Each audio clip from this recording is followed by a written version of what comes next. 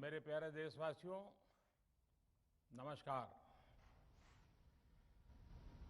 Corona के खिलाफ देश आज फिर एक बहुत बड़ी लड़ाई लड़ रहा है। कुछ सप्ताह पहले तक स्थितियां संभली हुई थी और फिर ये कोरोना की दूसरी वेव तूफान बनकर आ गई। जो पीड़ा आपने सही है, जो पीड़ा आप सह रहे हैं, उसका मुझे पूरा एहसास है। जिन लोगों ने बीते दिनों में अपनों को खोया है, मैं सभी देशवासियों की तरफ से उनके प्रति संवेदनाएं व्यक्त करता हूं। परिवार के एक सदस्य के रूप में मैं आपके दुख में शामिल हूं। चुनौती बड़ी है, लेकिन हमें मिलकर अपने संकल्प, अपने हौसले और तैयारी के साथ इसको पार करना है। साथियों, अपनी बात को विस्तार देने से पहले मैं देश के सभी डॉक्टरों, मेडिकल स्टाफ, पैरामेडिकल स्टाफ, हमारे सभी सफाई कर्मचारी भाई बहन, हमारे एम्बुलेंस के ड्राइवर्स, हमारे सुरक्षा बल, पुलिसकर्मी, सभी की सराहना करूंगा। आपने कोरोना की पहली वेव में भी अपना जीवन दांव पर लगाकर लोगों को बचाया था। आज आप फिर इस संकट में अपने परिवार, अपने सुख, अपनी चिंता छोड़कर दूसरों का जीवन बचाने में दिन रात जुटे हुए हैं। साथियों, हमारे शास्त्रों में कहा गया है, त्याज्यम न धैर्यम विदुरेऽपि काले, अर्थात कठिन से कठिन समय में भी हमें धैर्य नहीं खोना चाहिए। किसी भी परिस्थिति से निपटने के लिए हम सही निर्णय लें, सही दिशा में प्रयास करें, तभी हम विजय हासिल कर सकते हैं।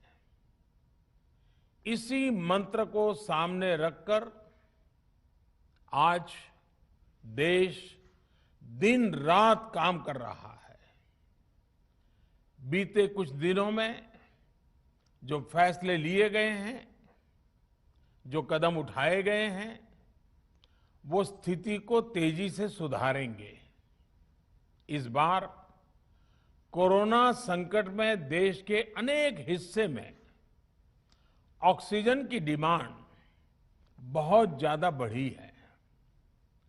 इस विषय पर तेजी से और पूरी संवेदनशीलता के साथ काम किया जा रहा है।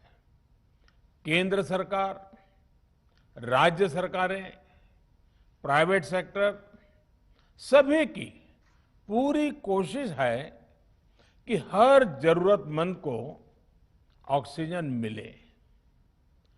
ऑक्सीजन प्रोडक्शन और सप्लाई को बढ़ाने के लिए भी कई स्तरों पर उपाय किए जा रहे हैं। राज्यों में नए ऑक्सीजन प्लांट्स हो, 1 लाख नए सिलेंडर पहुंचाने हो, औद्योगिक इकाइयों में इस्तेमाल हो रही ऑक्सीजन का मेडिकल इस्तेमाल हो, ऑक्सीजन रेल हो, हर प्रयास किया जा रहा है। साथियों, इस बार जैसे ही कोरोना के केस बढ़े, देश के फार्मा सेक्टर ने दवाइयों का उत्पादन और बढ़ा दिया है। आज जनवरी फरवरी की तुलना में देश में कई गुना ज्यादा दवाइयों का प्रोडक्शन हो रहा है। इसे अभी और तेज किया जा रहा है। कल भी मेरी देश की फार्मा इंडस्ट्री के बड़े जो प्रमुख लोग हैं, उसके जो एक्सपर्ट लोग हैं, उनसे बहुत लंबी चर्चा हुई है। प्रोडक्शन बढ़ाने के लिए हर तरीके से दवाई कंपनियां की मदद ली जा रही है।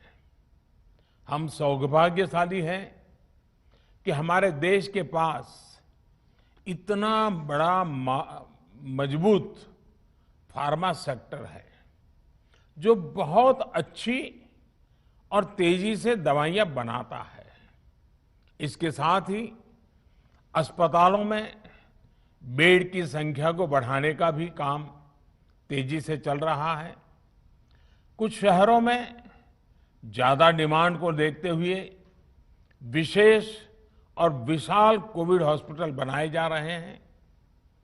साथियों, पिछले वर्ष जब देश ने कोरोना के कुछ ही मरीज सामने आए थे, उसी समय भारत में कोरोना वायरस के खिलाफ प्रभावी वैक्सीन के लिए काम शुरू कर दिया था। हमारे वैज्ञानिकों ने दिन रात एक करके बहुत कम समय में देशवासियों के लिए वैक्सीन विकसित की है। आज दुनिया की सबसे सस्ती वैक्सीन भारत में है। भारत की कोल्ड चेन व्यवस्था के अनुकूल वैक्सीन हमारे पास है। इस प्रयास में हमारे प्राइवेट सेक्टर ने इनोवेशन और एंटरप्राइज की भावना का बेहतरीन प्रदर्शन किया है। वैक्सीन्स की अप्रूवल्स और रेगुलेटरी प्रोसेसेस को फास्ट ट्रैक पर रखने के साथ ही सभी साइंटिफिक और रेगुलेटरी मदद को बढ़ाया गया है। यह एक टीम एफर्ट है जिसके कारण हमारा Bharat 2 made in India vaccine के साथ दुनिया का सबसे बड़ा टीकाकरण अभियान शुरू कर पाया। टीकाकरण के पहले चरण से ही गति के साथ ही इस बात पर जोर दिया गया कि ज्यादा से ज्यादा क्षेत्रों तक, जरूरतमंद लोगों तक वैक्सीन पहुंचे। दुनिया में सबसे तेजी से भारत में पहले 10 करोड़, फिर 11 करोड़ और अब 12 करोड़ वैक्सीन डोज दिए गए हैं। आज कोरोना से इस लड़ाई में हमें हौसला मिलता है कि हमारे health care workers, frontline corona warriors और सीनियर सिटीजन्स के एक बड़े हिस्से को वैक्सीन का लाभ मिल चुका है। साथियों, कल ही वैक्सीन को लेकर हुए एक और अहम फैसला भी हमने किया है। 1 मई के बाद से 18 वर्ष के ऊपर के किसी भी व्यक्ति को वैक्सीनेट किया जा सकेगा। अब भारत में जो वैक्सीन बनेगी उसका आधा हिस्सा सीधे राज्यों और अस्पतालों को भी मिलेगा। इस बीच गरीबों, बुजुर्गों, निम्न मध्यम वर्ग के लोग 45 वर्ष की आयु के ऊपर के व्यक्तियों के लिए केंद्र सरकार का जो वैक्सीन कार्यक्रम चल रहा है वो भी उतनी ही तेजी से जारी रहेगा। पहले की तरह ही सरकारी अस्पतालों में मुफ्त वैक्सीन मिलती रहेगी, जिसका फायदा, जैसा मैंने कहा, हमारे गरीब परिवार हो, हमारे मध्यम वर्ग, निम्न मध्यम वर्ग के परिवार हो, वो उनका लाभ उठा सकेंगे। साथियों, हम सभी का प्रयास जीवन बचाने के लिए है, और जीवन बचाने के लिए तो है ही, प्रयास से भी ये है कि आर्थिक गतिविधियां और आजीविका कम से कम प्रभावित हो। प्रयास का तरीका यही रखा जाए। वैक्सीनेशन को 18 वर्ष की आयु के ऊपर के लोगों के लिए ओपन करने से शहरों में जो हमारे वर्कफोर्स है उसे तेजी से वैक्सीन उपलब्ध होगी। राज्यों और केंद्र सरकार के प्रयासों से श्रमिकों को भी तेजी से वैक्सीन मिले लगेगी। मेरा राज्य प्रशासन से आग्रह है कि वो श्रमिकों का भरोसा जगाए रखे। उनसे आग्रह करें कि वो जहां है वहीं रहे। राज्यों द्वारा दिया गया ये भरोसा उनकी बहुत मदद करेगा कि वो जिस शहर में हैं वहीं पर अगले कुछ दिनों में वैक्सीन भी लगेगी और उनका काम भी बंद नहीं होगा। साथियों, पिछली बार जो परिस्थितियां थी वो अभी से काफी भिन्न थी। तब हमारे पास इस वैश्विक महामारी से लड़ने के लिए कोरोना स्पेसिफिक मेडिकल इंफ्रास्ट्रक्चर नहीं था। आप याद करिए देश की क्या स्थिति थी। कोरोना टेस्टिंग के लिए पर्याप्त लैब नहीं, पीपीई का कोई प्रोडक्शन नहीं, हमारे पास इस बीमारी के ट्रीटमेंट के लिए कोई खास जानकारी भी नहीं। लेकिन बहुत ही कम समय में हमने इन चीजों में सुधार किया। आज हमारे डॉक्टरों ने कोरोना के इलाज की बहुत ही अच्छी एक्सपर्टीज हासिल कर ली है। वो ज्यादा से ज्यादा जीवन बचा रहे हैं। आज हमारे पास बड़ी मात्रा में पीपीई किट्स हैं, लैब्स का बड़ा नेटवर्क है और हम लोग टेस्टिंग की सुविधा को निरंतर बढ़ा रहे हैं। साथियों, देश ने कोरोना के खिलाफ अब तक बहुत मजबूती से और बहुत धैर्य से लड़ाई लड़ी है। इसका श्रेय आप सभी को, सभी देशवासियों को ही जाता है। अनुशासन और धैर्य के साथ कोरोना से लड़ते हुए आप देश को यहां तक लाए हैं। मुझे विश्वास है जन भागीदारी की ताकत से हम कोरोना के इस तूफान को भी परास्त कर पाएंगे। आज हम अपने चारों ओर देख रहे हैं कि कैसे कई लोग, कई सामाजिक संस्थाएं जरूरतमंदों तक मदद पहुंचाने में दिन रात जुटे हैं। दवाई पहुंचाना हो, खाने या रहने की व्यवस्था करनी हो, लोग पूरे मनोयोग के साथ काम कर रहे हैं। मैं इन सभी के सेवा भाव को आदरपूर्वक नमन करता हूं और देशवासियों से अपील करता हूं कि अधिक से अधिक मात्रा में इस संकट की घड़ी में देशवासी आगे आएं और जरूरतमंदों तक मदद पहुंचाएं। समाज के पुरुषार्थ और सेवा के संकल्प से ही हम ये लड़ाई जीत पाएंगे। मेरा युवा साथियों से अनुरोध है कि वो अपनी सोसाइटी में, मोहल्ले में, अपार्टमेंट्स में छोटी छोटी कमेटियां बनाकर कोविड अनुशासन पालन करवाने में मदद करें। हम ऐसा करेंगे तो सरकारों को न कभी कंटेनमेंट जोन लगाने की जरूरत पड़ेगी, न कर्फ्यू लगाने की जरूरत पड़ेगी और लॉकडाउन का तो सवाल ही नहीं उठता है, आवश्यकता ही नहीं पड़ेगी। स्वच्छता अभियान के समय देश में जागरूकता फैलाने के लिए मेरे बाल मित्रों ने बहुत मदद की थी। छोटे छोटे बालक, 5वीं, 7वीं, 8वीं, 10वीं में पढ़ने वाले, उन्होंने घर के लोगों को समझाया था, मनाया था।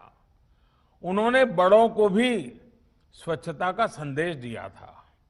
आज मैं फिर अपने बाल मित्रों से एक बात विशेष तौर पर कहना चाहता हूं। मेरे बाल मित्र, घर में ऐसा माहौल बनाइए कि बिना काम, बिना कारण घर के लोग घर से बाहर न निकले। आपकी जीत बहुत बड़ा परिणाम ला सकती है। प्रचार माध्यमों से भी मेरी प्रार्थना है कि ऐसे संकट की घड़ी में वो लोगों को सतर्क और जागरूक करने के लिए जो प्रयास कर रहे हैं उसे और बढ़ाएं। इसके साथ ही इसके लिए भी काम करें कि डर का माहौल कम हो सके, लोग अफवाह और भ्रम में न आए। साथियों, आज की स्थिति में हमें देश को लॉकडाउन से बचाना है। मैं राज्यों से भी अनुरोध करूंगा कि वो लॉकडाउन को अंतिम विकल्प के रूप में ही इस्तेमाल करें। लॉकडाउन से बचने की भरपूर कोशिश करनी है और माइक्रो कंटेनमेंट जोन पर ही ध्यान केंद्रित करना है। हम अपनी अर्थव्यवस्था की सेहत भी सुधारेंगे और देशवासियों की सेहत का भी ध्यान रखेंगे। साथियों, आज नवरात्रि का आखिरी दिन है। कल रामनवमी है और मर्यादा पुरुषोत्तम श्री राम का हम सभी को यही संदेश है कि हम मर्यादाओं का पालन करें। कोरोना के इस संकट काल में कोरोना के बचने के जो भी उपाय है, कृपया करके उनका पालन 100% करिए। दवाई भी, कड़ाई भी, इस मंत्र को कभी भी भूलना नहीं है। ये मंत्र जरूरी है, वैक्सीन के बाद भी जरूरी है। रमजान के पवित्र महीने का भी आज 7वां दिन है। रमजान हमें धैर्य, आत्मसंयम और अनुशासन की सीख देता है। कोरोना के खिलाफ जंग जीतने के लिए अनुशासन भी, उसकी भी उतनी ही जरूरत है। जब जरूरी हो तभी बाहर निकले। कोविड अनुशासन का पूरा पालन करें। मेरा आप सभी से यही आग्रह है। मैं आपको फिर ये भरोसा देता हूं, आपके इस साहस, धैर्य और अनुशासन के साथ जुड़कर आज जो परिस्थितियां हैं उन्हें बदलने में देश कोई कोर कसर नहीं छोड़ेगा। आप सभी स्वस्थ रहें, आपका परिवार स्वस्थ रहे, इसी कामना के साथ मैं अपनी बात समाप्त करता हूं। आपका बहुत बहुत धन्यवाद।